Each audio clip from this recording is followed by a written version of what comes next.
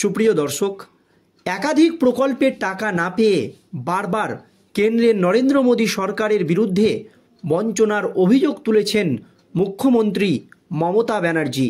১০০ দিনের কাজের টাকা থেকে শুরু করে গ্রাম সড়ক যোজনার টাকা, আবাস যোজনার টাকা, স্বাস্থ্য মিশনের টাকা সহ নানান প্রকল্পের টাকা বাংলা পায়নি। বাংলার মানুষকে বঞ্চিত করা হচ্ছে, এই দাবি বারবার করেন মুখ্যমন্ত্রী মমতা ব্যানার্জি। শুধু তাই নয়, এই আবহে কেন্দ্রের নরেন্দ্র মোদী সরকারের অভিযোগ, বাংলাকে টাকা দিলেও বাংলার সরকার বা রাজ্যের শাসক দল তৃণমূল কংগ্রেস, যারা এই টাকা পাওয়ার যোগ্য, তাদের কাছে টাকা পৌঁছায় না। এর আগে কেন্দ্রের নরেন্দ্র মোদী সরকার রাজ্যের শাসক দল তৃণমূল কংগ্রেস বা বাংলাকে অনেক টাকা দিয়েছে, সেই টাকার হিসেব কিন্তু রাজ্য সরকার দিতে পারেনি। এই জন্যই বাংলাকে টাকা দেয় না কেন্দ্রের মোদী সরকার। আর এবার কেন্দ্রের নরেন্দ্র মোদী সরকার পরিষ্কার জানিয়ে দিল, আর রাজ্যের হাতে ১০০ দিনের কাজের প্রকল্পের টাকা নয়। এবার ১০০ দিনের কাজ যারা করেন বা একাধিক কেন্দ্রীয় সরকারের প্রকল্পের টাকা কিভাবে সাধারণ মানুষ পাবে, তাও কিন্তু স্পষ্ট করে দিল কেন্দ্রের নরেন্দ্র মোদী সরকার, যাতে করে অস্বস্তিতে পড়েছে রাজ্যের শাসক দল তৃণমূল কংগ্রেস, বাংলার মুখ্যমন্ত্রী মমতা ব্যানার্জি। কিভাবে ১০০ দিনের টাকা সাধারণ জনগণের কাছে পৌঁছে যাবে, কি সিদ্ধান্ত নিয়েছে কেন্দ্রের নরেন্দ্র মোদী সরকার, দেখুন দর্শক। ১০০ দিনের কাজের টাকা, গ্রাম সড়ক যোজনার টাকা, আবাস যোজনার টাকা, স্বাস্থ্য মিশনের টাকা সহ নানান প্রকল্পের টাকা বাংলা পায়নি। কেন্দ্রীয় সরকার তা আটকে রেখেছে বলে বরাবরই তৃণমূল কংগ্রেসের অভিযোগ। সেই টাকা রাজ্য সরকার নিজের কোষাগার থেকে দিয়েছে, যেখানে এবার কেন্দ্রের প্রকল্পের টাকা দেওয়ার ক্ষেত্রে নতুন একটি পথ বেছে নিতে চলেছে বলে সূত্রের খবর।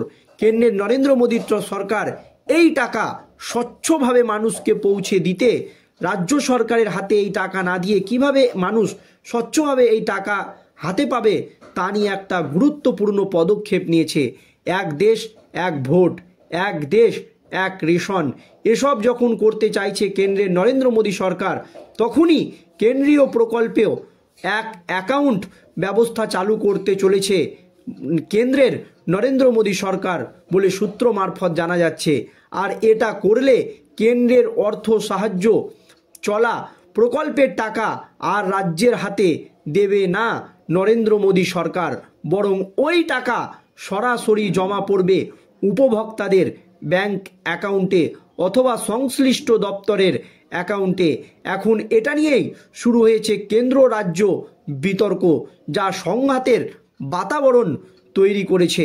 মমতা বন্দ্যোপাধ্যায়ের সরকারের অভিযোগ, একে তো বিভিন্ন প্রকল্পে বাংলার বরাদ্দ কেন্দ্র আটকে রেখেছে, তার ওপর নতুন করে এক অ্যাকাউন্ট ব্যবস্থা চালু করলে দেশের যুক্তরাষ্ট্রীয় কাঠামোর মূলে আঘাত লাগবে। এই ব্যবস্থা চালু হলে কোনো প্রকল্পের টাকাতেই রাজ্যের আর কোনো নিয়ন্ত্রণ থাকবে না। এমনকি কোনো প্রকল্পে রাজ্য সরকারের অর্থ বরাদ্দ থাকলেও খরচে সরাসরি নজরদারি করবে কেন্দ্র। এই খবরদারি পছন্দ নয় নবান্নের।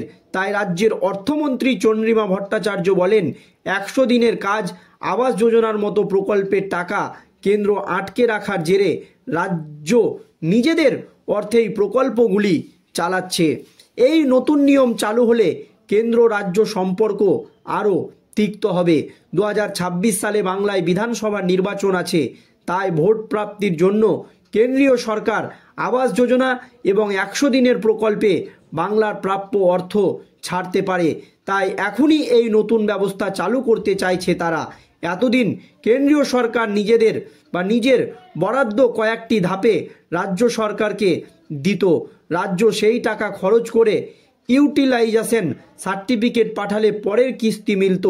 এই ব্যবস্থা চালু হলে রাজ্যকে আর সেসব করতে হবে না, কারণ রিজার্ভ ব্যাংক এই অ্যাকাউন্ট খোলা হবে, সেখান থেকেই যাবে উপভোক্তাদের কাছে টাকা।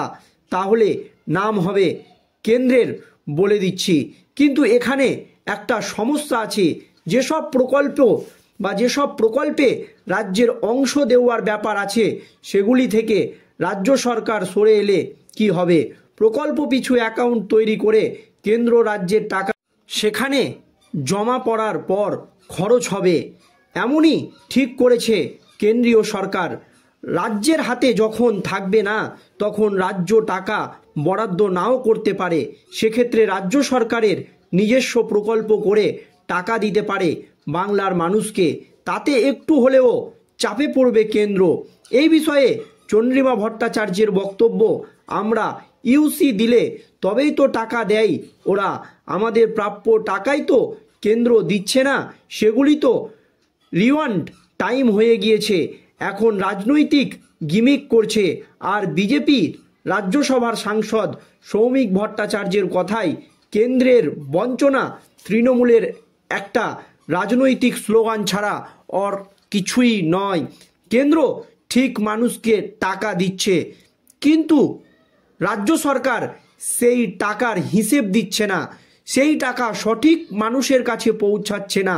যেমন আবাস যোজনার টাকা যাদের পাওয়ার কথা তারা পাচ্ছে না, যাদের দোতলা তিনতলা বাড়ি রয়েছে তারাই কিন্তু আবার সেই আবাস যোজনার টাকা পাচ্ছে, গরিব মানুষের কাছে সেই টাকা পৌঁছাচ্ছে না। 100 দিনের প্রকল্পের টাকা যারা পাওয়ার যোগ্য তাদের কাছে সেই টাকা পৌঁছাচ্ছে না, বরঞ্চ যারা এই টাকা পাওয়ার যোগ্য না সেই টাকা তাদের কাছে পৌঁছে যাচ্ছে, এবং ভুয়ো অ্যাকাউন্ট তৈরি করেও 100 দিনের টাকা তুলে নেওয়া হচ্ছে। সেই জন্যই কেন্দ্রের নরেন্দ্র মোদী সরকারের তরফ থেকে এবার পরিষ্কার জানিয়ে দেওয়া হলো যে আর রাজ্যের হাতে 100 দিনের কাজের প্রকল্পের টাকা নয়, এক দেশ এক অ্যাকাউন্ট, মানে একজনের একটি অ্যাকাউন্ট তৈরি করে কেন্দ্রের নরেন্দ্র মোদী সরকার উপভোক্তার অ্যাকাউন্টে সেই 100 দিনের কাজের টাকাই হোক না কেন, বা গ্রাম সড়ক যোজনার টাকা, আবাস যোজনার টাকা সহ স্বাস্থ্য মিশনের টাকা, যেগুলো কেন্দ্রীয় সরকারের প্রকল্প বা কেন্দ্রের নরেন্দ্র মোদী সরকার যে টাকা দেয় সেই অ্যাকাউন্টেই সরাসরি উপভোক্তাদের অ্যাকাউন্টে ঢুকে যাবে। এখানে দুর্নীতি অনেকটাই কমবে বলে মত কেন্দ্রের নরেন্দ্র মোদী সরকারের, কিন্তু এই দাবি মানতে একেবারেই নারাজ রাজ্যের শাসক দল তৃণমূল কংগ্রেস এবং বাংলার মুখ্যমন্ত্রী মমতা ব্যানার্জি। তবে কেন্দ্রের নরেন্দ্র মোদী সরকার যে পদক্ষেপ নিয়েছে এতে করে বিশেষজ্ঞদের মত যে দুর্নীতি অনেকটাই কমবে। দর্শক, 100 দিনের প্রকল্প নিয়ে কেন্দ্রের নরেন্দ্র মোদী সরকারের এই সিদ্ধান্ত আপনাদের কেমন লেগেছে অবশ্যই ভিডিওর কমেন্ট বক্সে কমেন্ট করে জানাবেন। ধন্যবাদ।